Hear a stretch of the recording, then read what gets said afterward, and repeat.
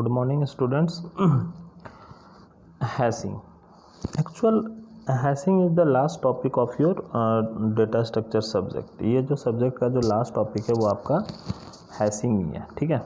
तो हैशिंग एक तरह का सर्चिंग टेक्निक है। हैशिंग क्या है? एक सर्चिंग टेक्निक है, टेक्निक फॉर सॉर्टिंग, ठीक है। जो कि मतलब और आप इससे सर्च भी कर सकते हो, इसको मतलब ऑप्टिमल सर्चिंग भी बोलते हैं, ठीक है।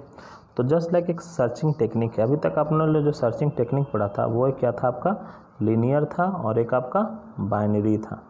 तो लीनियर और बाइनरी में क्या था? ऑर्डर ऑफ एन, और बाइनरी में क्या था? ऑर्डर ऑफ लॉग एन था। दो तरीके का था, ठीक है। तो अगर मैं इन दोनों तरीकों से हटा के और इससे अगर मैं बेस्ट आंसर लाने की करूँ तो उसकी टाइम कॉम्प्लेक्सिटी कितनी होनी चाहिए? That will be the n से कम ऑर्डर ऑफ वन, ठीक है। तो हैशिंग की जो सबसे अच्छी खासियत बात यही है कि इसकी सारी टेक्निक है ना जो ऑर्डर ऑफ वन एक ही बार में आ जाती है। और एक ही बार में कैसे आती है? मतलब कोई भी ऐसा फॉर्मूला है जो उसको एक ही बार में सटीक आंसर दे देता है, ठीक है। तो उस फॉर्मूला को भी अगर मैं बात करूं तो आप लोग मॉडुलस वैल्यू से आप लोग पता होगा, ठीक है।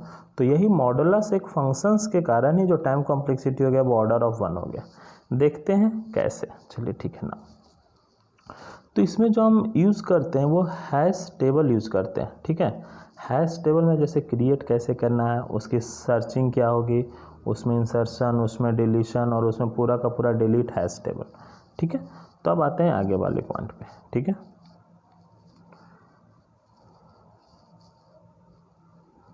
Now component of hashing. Hashing का अगर कंपोनेंट देखा जाए तो हैशिंग का चार कंपोनेंट है। एक तो hash table, hash functions, collision और कोलिजन रिजोल्यूशन टेक्निक, ठीक है। तो ये चार मेन चीज़ें जिसके कारण आप क्या करोगे, आप हैशिंग के सारे आप पॉइंट को समझ पाओगे, ठीक है। हैश टेबल में जैसे कि आप टेबल क्रिएट करोगे, ठीक है। जैसे 10 है, 20 है, 30 है, 40 है, ये सारे नंबर को आप कहाँ पे ऐड करोगे, ठीक है। एक तो ये हो जाता है कि 10 यहाँ ऐड कर दें, 20 यहाँ कर दें, 30 यहाँ कर दें, 40 यहाँ कर दें। नहीं, यहाँ इसमें ऐसा नहीं होगा, ठीक है। देखेंगे एक एक करके, ठीक है। तो हैश टेबल का क्या मतलब है कि ये जनरलाइजेशन ऑफ एरे है, ये जनरलाइजेशन ऑफ एरे, ठीक है। कि with n array we store the element whose key k at position k of the array. That means given a key we find the element whose key is k by just looking in the kth position of the array. This is called direct addressing.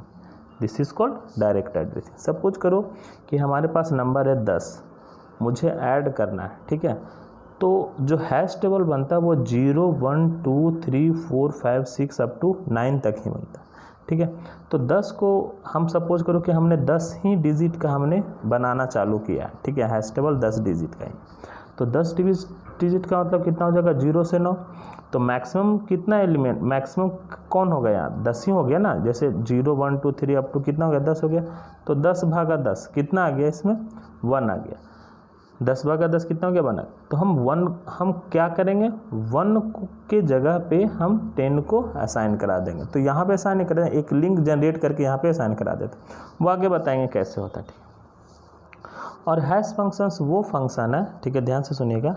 Hash function वो function है जो कि use होता है किसी भी की को ट्रांसफॉर्म करने के लिए इंडेक्स में, ठीक है। हैश फंक्शन का काम है कि क्या है? की को ट्रांसफॉर्म करना कहाँ? इंडेक्स में, ठीक है। और इंडेक्स जो वैल्यू होती है वो आपको पता ही रहता है कि 0 से 9 लेना है या 0 से 15 लेना है या क्या आपको लेना है, ठीक है। ये आपका हैश फंक्शन हो गया, ठीक है। नाउ जैसे देखिए यहाँ पर बहुत सारा हमने बना के दिखाया कि जैसे कि 210 है, 210 अब इसने डिवाइडेशन लिया 11, तो रिमाइंडर आ गया आपका 1, तो आप उसको 1 के स्लॉट में आप उसको ऐड करा दो। सेम इसी तरह से बहुत सारा देखेंगे अभी हैश फंक्शंस कैसे कैसे क्रिएट होता है उसको, ठीक है।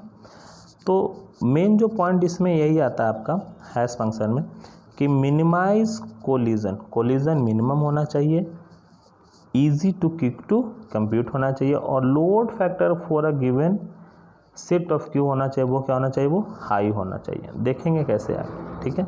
नाउ अब लोड फैक्टर क्या होता है कि number of elements in hash table, कितना एलिमेंट्स है आपके हैश टेबल में, कितने टेबल में नंबर ऑफ एलिमेंट्स आप ऐड करो, 50 60 शायद जो भी हो, और हैश टेबल की साइज़ कितनी है, 2 है, 3 है, 4 है, उसमें से जो डिवाइड करके आएगा that is called the load factor. ठीक है, लोड फैक्टर होगा। ठीक है, अब इसमें जो बात आता है, सेकंड पॉइंट आ रहा था इसमें कोलिजन। तो कोलिजन तो होगा ही, जाहिर सी बात है, हम 10 को भी सेव कर सकते हैं, 20 को भी सेव कर सकते हैं, 30 को भी सेव कर सकते हैं, और 10 ही मेरा मैक्सिमम एलिमेंट है, तो इसको भी 10 से डिवाइड करोगे, इसको भी 10 से डिवाइड करोगे, इसको भी 10 से डिवाइड करोगे। ठीक है, फिर मेरे पास 100 आ गया, फिर मेरे पास 100 आ गया, फिर मेरे पास 10 आ गया। तो 10 की जगह पे ऑलरेडी तो पहले, लेकिन अब यहाँ ये भी आ रहा, तो अब आप कैसे करोगे? तो ये और ये मिलके कहीं ना कहीं कोलिजन हो गया। तो इन कोलिजन को हटाने के लिए आपने क्या क्या टेक्निक यूज़ किया, that is called the CRT, called collision resolution technique. देखेंगे कि वो कौन कौन सा कोलिजन रिजोल्यूशन टेक्निक होता है। ठीक है, तो वही बोलता है the process of finding an alternate location is called collision resolution. ठीक है, even the hash table have collision problem also, more efficient many cases compared to all other data structure like search, there are a number of collision resolution technique। हमेशा यहाँ पर collision होगा। ठीक है, tree में collision का chances आपके नहीं थे। ठीक है, ट्री में कोलिजन का चांसेज आपके नहीं होते। ठीक है, नाउ अब आते हैं आगे पॉइंट पे। तो इस तरह से CRT 2-3 तरीक़ों से होता है। एक तो आपकी डायरेक्ट चैनिंग होती है, एक आपकी ओपन एड्रेसिंग होती है। तो डायरेक्ट चैनिंग में क्या होता है कि सेपरेट चेन लिया जाता है। ठीक है, ओपन एड्रेसिंग में लीनियर प्रोबिंग होता है, that is called linear search. Then quadratic probing होता है, that is called non linear search. और एक होता है डबल हैशिंग। डबल हैशिंग में हम 2 हैश फंक्शंस यूज करते हैं। कैसे करेंगे वो नेक्स्ट लेक्चर में देखेंगे। ओके, तो ये जो मेन जो आपका 3, यही मेन आपको ध्यान देना, सेपरेट, लीनियर, क्वाड्रेटिक और डबल हैशिंग। नेक्स्ट लेक्चर देखेंगे, लेक्चर नंबर 7 में हम लोग CRT पढ़ेंगे। ओके।